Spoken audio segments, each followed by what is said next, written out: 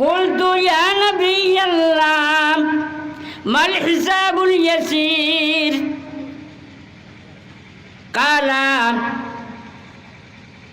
আন ইয়ানজুরা ইলা কিতাবি ইয়াতাজাওয়াজু আনহুম ইন্নাহু মান নুকিসাল হিসাবা ইয়াওমাইযিন ইয়া আয়েশাতু হালাকা। নবী করিম সাল্লাল্লাহু আলাইহি সাল্লাতু ওয়াসসালাম কোন নামাজের পরে কোন নামাজের সময় আল্লাহ পাকের পরবর্তীকার আলমের নিকট দোয়া করতে থাকতেন বলে বলতেন, আল্লাহুম্মা হাসিবনি হিসাবান ইয়াসীরা। আয় আল্লাহ, আমাকে সহল হিসাব যেন করেন। আল্লাহুম্মা হাসিবনি, আমার যে হিসাব যে সময় আপনি লইবেন, হিসাবটা সহলের সাথে লইবেন। এই কথা যখন আমি শুনলাম, আয়েশা সিদ্দিকা রাদিয়াল্লাহু তাআলা না বলেন, আমি যেই সময় শুনতাম নবী আলাইহিস সালাতু ওয়াসসালামে এই ধরনের বলতেন, আল্লাহুম্মা হাসিবনি হিসাবান ইয়াসীরা, তখন আমি নবী আলাইহিস সালাতু ওয়াসসালামকে জিজ্ঞাসা করলাম, ইয়া নবী আল্লাহ মাল হিসাবুল ইয়াসির, হিসাব ইয়াসির কি জিনিস? ওলা সল যে হিসাব, ওই সল হিসাব যেটা সেইটা কি জিনিস? নবী আলাইহিস সালাতু ওয়াসসালামের জবাবে বললেন, আইয়ানজুরা ইলা কিতাবিহি ফায়াতাজাওয়াজু আনহু।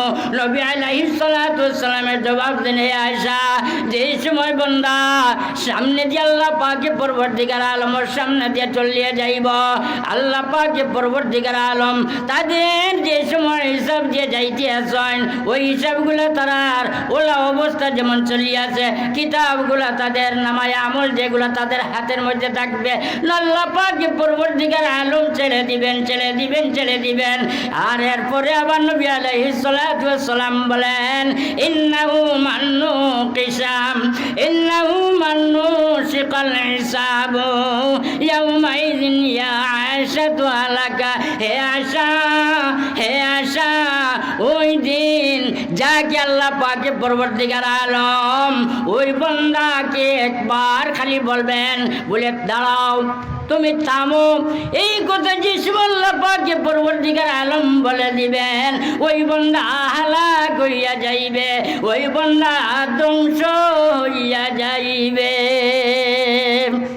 ওই হিসাবে আমাদের চিন্তা করার প্রয়োজন যে এই দুনিয়ার মধ্যে আমরা কি উদ্দেশ্যে আইছি। এই দুনিয়ার মধ্যে আমরা চুরি করার জন্য আসি নাই, জিনা করার জন্য আসি নাই, জুয়া খেলার জন্য আসি নাই, সুদ খাবার জন্য আসি নাই। এই গানের মধ্যে আমরা আছি শুধুমাত্র মৌলাই হকিকি যেই সময় রু জগতের মধ্যে আমরা সবাই রুরে যে সময় আল্লাহ পাকের পরবর্তীকার আলম একত্রিত করে বলেছিলেন, আলাস্তু বিরাব্বিকুম, আমি কি তোমাদের প্রতিপালক নয়? আমি কি তোমাদের প্রতিপালক নয়? আমরা সবাই একসাথে বলেছি বলা, হ্যাঁ আপনি আমাদের প্রতিপালক।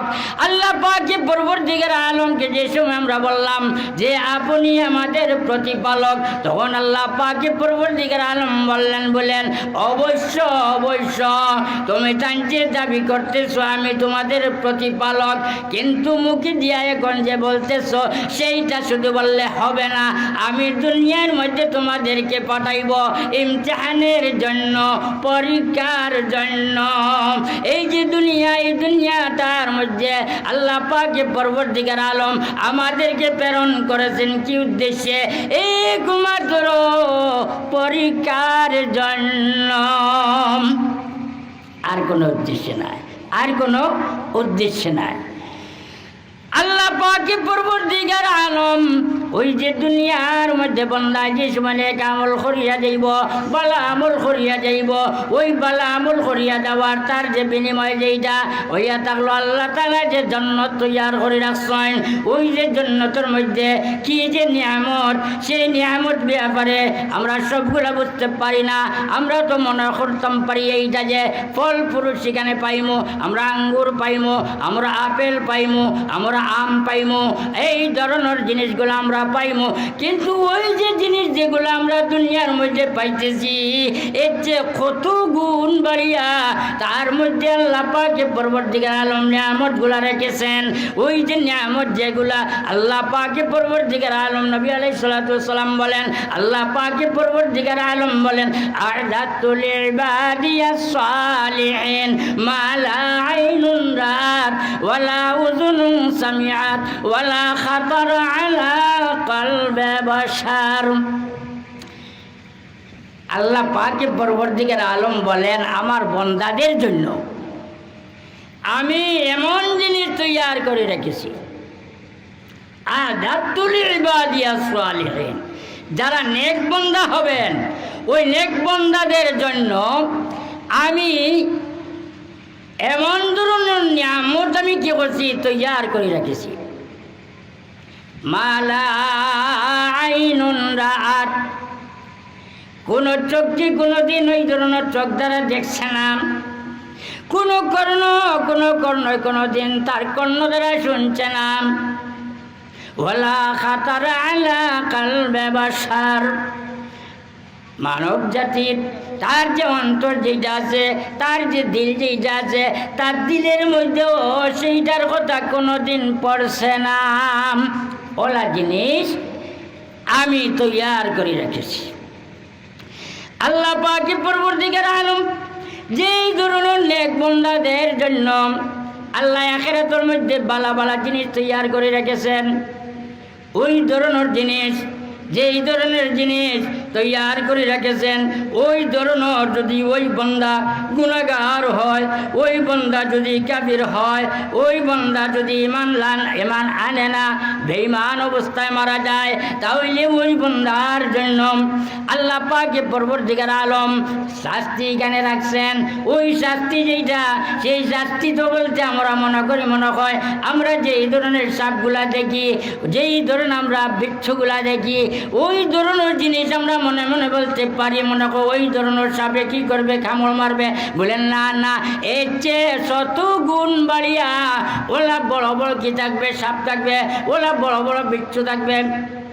এই ধরনের শাস্তির যে আগ্নির মধ্যে যে পালানি হইবে, সেই আগুন দুনিয়ার আগুন থেকে 70 গুণ বাড়িয়া হবে।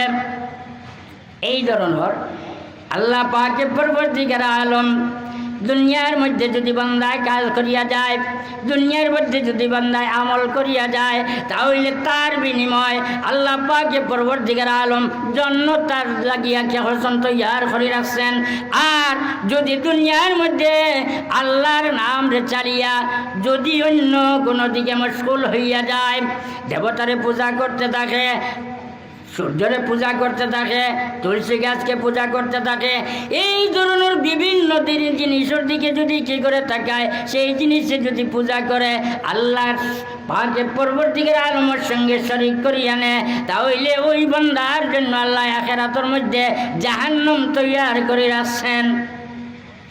এই হিসাবে আমরা দুনিয়ার মধ্যে আল্লাহ পাকের পরবর্তীকার আলমে প্রেরণ করছেন একমাত্র আল্লাহর ইবাদতের উদ্দেশ্যে। আল্লাহর ইবাদত করতাম, আমি যে কাজ করি না কেন সবগুলো আমি দেখতে হইব, আমি যা কাজ করতেছি ওই কাজগুলা সব ইবাদতের মধ্যে কি করা যায়, এইগুলা নেওয়া যায়, আমি ইবাদতের মধ্যে সেইগুলো লাগাইতে হবে। আপনি যদি খানা খান, খানা খাইলেও আপনি দেখবেন সুন্নতি তরিকা কোনটা, সেই তরিকায় আপনি খানা খাবেন। আপনি যে আপনার দুনিয়ার মধ্যে যেতে হয়েছে আল্লাহ পাকে পরবর্তীকার আলমে নমাজ আপনার উপরে যে ফরজ করে দেওয়া হয়েছে রোজার মধ্যে ইয়া থাকলো 5টা ওয়াক্ত ওই 5টা ওয়াক্ত যে আপনি কি করবা আদায় করবা ওইগুলা যদি আপনি আদায় করে নেন তাহলে অবশ্য আল্লাহ পাকে পরবর্তীকার আলমর হুকুম আপনি পালন করছেন। এছাড়া তো অনেক জিনিস হইয়া গেছে, শুধু নামাজের ব্যাপারে যদি মাথা হয় অনেক সময় দরকার। বন্দা যে সময় নামাজের মধ্যে খেলা হয়, বন্দা নামাজের মধ্যে খেলা হইয়া যেই সময় বন্দায় তার যে হাতখানের উপর দিকে উঠায় আর উঠাইয়া যে সময় নিয়ত করে, যেমন ফজরের নামাজুবালা বা জোহরের নামাজুবালা আসরের নামাজুবালা, ওই সময় যে সময় বন্দায় হাতখান কি করে কান পর্যন্ত উঠায়, কান পর্যন্ত উঠাইয়া যে সময় আল্লাহু আকবার বলে, ওই আল্লাহু আকবার বলার সাথে সাথে ওই নামাজের মধ্যে যত সময় লাগবে দুনিয়ার যত জিনিস আছে সব জিনিস হারাম হইয়া যায়। বন্দায় যদি এ কথা বুঝে যে আমি তো আমার মাবুদের সামনে খেলা হয়েছি, আমার মাবুদের সামনে যেহেতু আমি খেলা হয়েছি, অবশ্য আল্লাহু আকবার হওয়ার সাথে সাথে দুনিয়ার যত চিন্তার ফিকির, দুনিয়ার যত জিনিস ওই সবগুলো আমার জন্য হারাম হয়ে গেছে। ইন্নাল আবদা ইযা কামা ইলাস সালাত, নবী আলাইহিস সালাতু ওয়াসসালাম বলেন কাল আল্লাহু তাআলা ইন্নাল আবদা ইযা কামা ইলাস সালাত, বান্দা যে সময় নামাজের জন্য খাড়া হয়, কামা ইলাস সালাত নামাজের জন্য বান্দা যে সময় কি হয় খাড়া হয়, বান্দা নামাজের জন্য যেমনে খাড়া হয় আল্লাহ পাকে পরবর্তীকার আলম রাফা আল্লাহুল হিজাব বাইনাহু ওয়া বাইনা ওয়াজহিল কারীম, ওই বান্দা এবং মাবুদের এবং বান্দার দরমিয়ানের মধ্যে যে হিজাব থাকে, যে পর্দা থাকে, সেই পর্দাটাকে আল্লাহ পাকে পরবর্তীকার আলমে উঠাই আনে। বান্দা এবং মালিকের দরমিয়ান ওর যে হিজাব, সেই হিজাব যে সময় উঠাইয়া নেন তখন বন্দায় যে সময় নামাজ আরম্ভ করে, আরম্ভ করার সাথে সাথে ওই বন্দায় যে সময় পড়া আরম্ভ করে আলহামদুলিল্লাহি রাব্বিল আলামিন, পয়লা আল্লাহ পাকে পরবর্তীকার আলমের তারিফ করতে থাকে, প্রশংসা করতে থাকে। আলহামদু সব তারিফ হইয়া থাকলো লিল্লাহ, কার জন্য? আল্লাহর জন্য। রাব্বিল আলামিন, যেমন মাঝখানে একটা প্রশ্ন একটা জায়গায় আর কি, আলহামদুলিল্লাহ সব তারিফ হইয়া থাকলো আল্লাহর জন্য। বলে আল্লাহকে, বলে রাব্বিল আলামিন, যিনি হইয়া থাকলা तमाम मखलूक़ात के परवरिश करने वाला।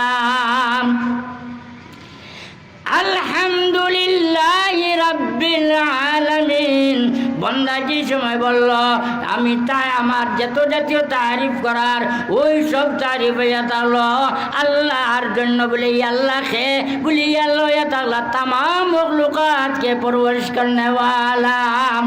এই সময় আল্লাহ পাকে পরবর্তীকার আলম বন্দা যে সময় আলহামদুলিল্লাহি রাব্বিল আলামিন বলছে, সাথে সাথে মওলা কি জবাব দেন, হামিদানি আবদি, আমার বন্দায় আমার তারিফ করতেছে, আমার বন্দায় আমার প্রশংসা করতেছে।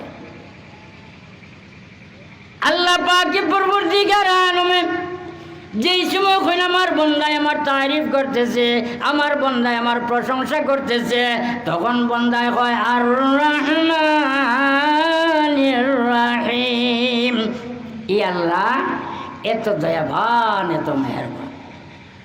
আলহামদু, পূর্বে যে বলা হয়েছে আলহামদু, আলহামদু সব তারিফ লিল্লাহ, আল্লাহর জন্য। এখানে তো বলা হয়েছে যে तमाम मखलूक़ात रे परवरिश करने वाला, এখানে বলা और যিনি এত দয়াবান, এত মেহেরবান। আল্লাহ পাকে পরবর্তীকার আলম জবাব দেন, আসনা আলাইয়া আবদি, আমার বন্দায় আমার গুণগান গাইতে আছে, আমার বন্দায় কি করতে আছে, আমার গুণগান গাইতে আছে। বন্দা যে সময় গুণগান গায়, বন্দা যে সময় গুণগান গায় আর রহমানির রহিম বলে, তখন মওলা হকিকে বলেন আমার বন্দায় আমার গুণগান গাইতে আছে। এরপরে বন্দা কয় মালিক ইয়াউমিদ্দিন। এরপরে বন্দা কি বলে? মালিক ইয়াউমিদ্দিন। সব তারিফ হয়ে থাকলো আল্লাহর জন্য, যিনি দিনে জাযার মালিক। ও আল্লাহর জন্য সব তারিফ, যিনি দিনে জাযার মালিক। দিনে জাযা কিয়ামতের দিন। এই সময় আল্লাহ পাকে পরবর্তীকার আলম বলবেন লিমানিল মুলকুল ইয়াউম। আসনি কোনো বাদশাহ চালানেওয়ালা কোনো বাদশাহ আসনি, তাকে যদি তাহলে মাথা উঠাও, কেউ কোনো জবাব দিবে না, কেউ কোনো জবাব দিবে না। সবের মাথা নিচু থাকবে, সবের মাথা নিচু থাকবে।